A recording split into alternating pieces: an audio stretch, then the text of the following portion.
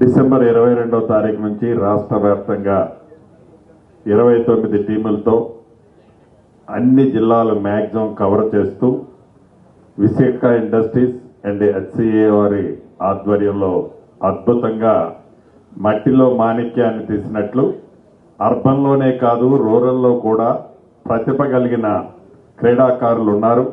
అందుట్లో క్రికెట్లో ఉన్నారని తలంచి ఒక మంచి కాన్సెప్ట్తో రాష్ట్ర వ్యాప్తంగా యువకుల్ని ప్రోత్సహించడంతో పాటు జమ్ము లాంటి కుర్రోళ్ళని టీంని సేకరించడం కోసం ఈ కార్యక్రమాన్ని నిర్వహించిన కర్త కర్మ క్రియ సహచర మంత్రివర్యులు వివేక్ వెంకటస్వామి గారిని మనస్ఫూర్తిగా అభినందిస్తున్నాను. చాలా మందికి డబ్బులుంటాయి, చాలా మందికి తండ్రులకి కొడుకులుంటారు.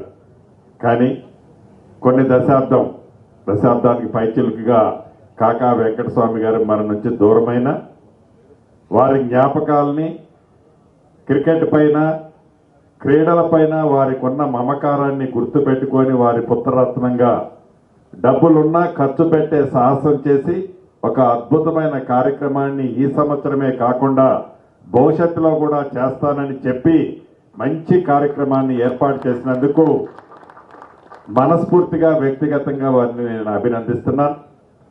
ప్రధానంగా కొన్ని అంశాలు లేవనెత్తడం జరిగింది. 5-6 రోజుల క్రితమే వరంగల్ ఉమ్మడి జిల్లా ఇన్ఛార్జి మంత్రిగా రివ్యూ జరిగినప్పుడు అక్కడ ఒక క్రికెట్ స్టేడియానికి హెచ్సిఏ వాళ్ళు ముందుకు వస్తున్నారు, మనం ల్యాండ్ అలాట్ చేస్తే వాళ్ళు ఇమీడియట్లీగా కడతానని వచ్చారు అని నా దృష్టికి తేవటం జరిగింది.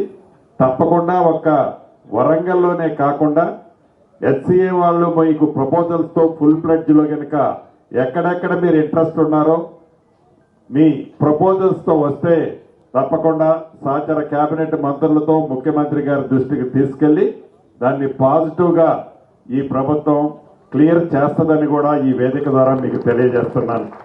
ఈ ప్రభుత్వం చిత్తశుద్ధి మీకు తెలియంది కాదు, క్రీడల పట్ల ఈ ప్రభుత్వానికి ఉన్న పాజిటివ్ థింకింగ్ కూడా మీకు తెలియంది కాదు. గత రాష్ట్ర విభజన జరిగిన తర్వాత కానీ రాష్ట్ర విభజన జరగ ముందు కానీ క్రీడలకు సంబంధించిన పాలసీని ఈ రాష్ట్రంలో రాలేదు, అప్పుడు లేదు. మనం వచ్చిన తర్వాత క్రీడలకు సంబంధించిన పాలసీని గౌరవ ముఖ్యమంత్రి రేవంత్ రెడ్డి గారి నాయకత్వంలో మనం ఏర్పాటు చేసుకున్నాం.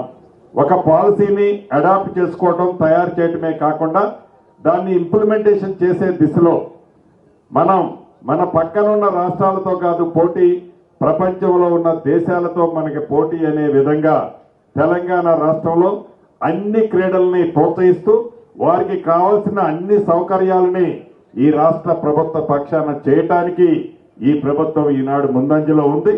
భవిష్యత్తులో కూడా ఇదే ట్రెండ్ సెట్ ని కంటిన్యూ చేస్తూ క్రీడలకి మాటలతో కాకుండా చేతలతో ఈ ప్రభుత్వం ప్రోత్సహించే దాంట్లో వెనకడుగు వేసేది ఉండదని కూడా ఈ వేదిక ద్వారా రాష్ట్రంలో ఉండే యువతకు మనస్ఫూర్తిగా తెలియజేసుకుంటూ మరొక్కసారి మిత్రులు వివేక్ గారిని అదే రకంగా యువ ఎంపీ వంశీకృష్ణ గారిని కూడా మనస్ఫూర్తిగా ఉన్నారా వెళ్ళారు వంశీకృష్ణ గారిని కూడా మనస్ఫూర్తిగా అభినందిస్తున్నారు. ఈ వేదిక మీద కనపడకపోతే ఓకే, మనస్ఫూర్తిగా వారిని కూడా అభినందిస్తున్నాను. ఎందుకంటే వివేక్ అన్న ఛార్జ్ అంతా కొడుకు హ్యాండ్ ఓవర్ చేసినట్టు కనపడుతుంది.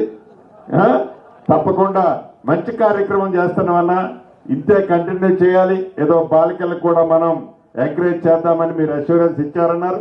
రియల్గా నేను కూడా అప్రిషియేట్ చేస్తూ ఈ కార్యక్రమాన్ని భవిష్యత్తు ప్రతి సంవత్సరం కూడా ఇదే విధంగా కంటిన్యూ చేసే, ఎందుకంటే డబ్బు ఖర్చు కంటే కూడా స్ట్రెస్ చాలా ఉంటుంది. నిర్వహించడం అన్నది చిన్న విషయం కాదు. ఏదో ఒక 50 లక్షలు కోటి రూపాయలు మీ ఇండస్ట్రీస్ నుంచి మీరు పుష్ చేసినంత మాత్రాన దాన్ని డే టు డే రెగ్యులర్ గా ఫాలో అప్ చేసి ప్రాపర్ గా గేమ్స్ మెయింటైన్ చేయడం అన్నది చిన్న విషయంతో కూడుకున్నది కాదు. కాబట్టి మరొక్కసారి మిమ్మల్ని మనస్ఫూర్తిగా అభినందిస్తూ తండ్రికి తగ్గ తనయుడిగా తండ్రికి తాతకు తగ్గ మనమడగా అద్భుతంగా మీరు చేస్తున్నందుకు మీ అందరినీ అభినందిస్తూ రన్నర్స్ ని విన్నర్స్ ని కూడా నేను రాకముందు మా ఖమ్మం వాళ్ళు జస్ట్ మిస్ అయ్యారట. కొంచెం నాకు ఎందుకో కొంచెం నేను వచ్చి ఉంటే ఆవిడ గెలిచి ఉండేవాళ్ళేమో. సో అట్ ఎనీవే రన్నర్స్ కి విన్నర్స్ కి మనస్ఫూర్తిగా అభినందనలు కృతజ్ఞతలు తెలియజేస్తూ ఈ కార్యక్రమంలో పాల్పంచుకున్న ప్రతి ఒక్కరికి నూతన సంవత్సర శుభాకాంక్షలు, సంక్రాంతి శుభాకాంక్షలు కూడా తెలుపుతూ మీ అందరి దగ్గర సెలవు తీసుకుంటున్నాను.